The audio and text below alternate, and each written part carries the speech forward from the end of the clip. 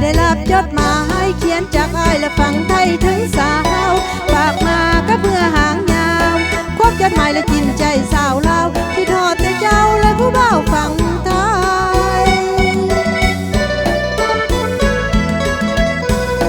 งานไหว้พระธาตุพนมอ้ายมาเดินซอกจะเจ้าลาวจริงใจจากมือนั้นคิดฮอดบ่ไหวได้พันคิดฮอดบ่าวไทยยันเดยันใจอ้ายสิลืมสาวลาว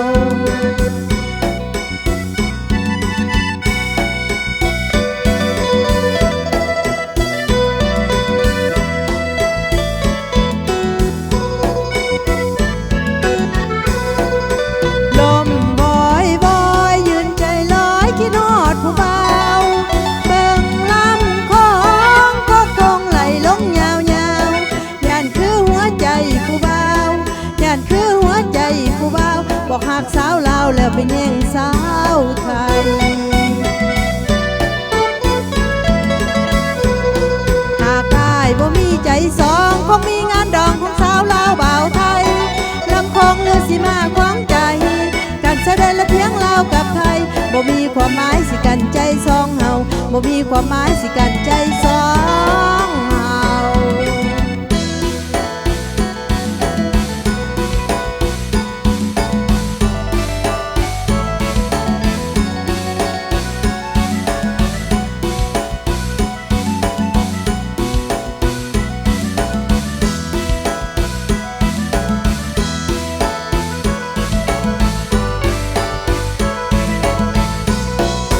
ลมบอยบอยยืนใจลอยคิดฮอดผู้บ่าว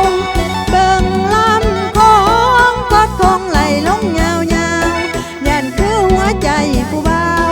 ย่านคือหัวใจผู้บ่าวบอกหากสาวลาวแล้วไปแย่งสาวไทย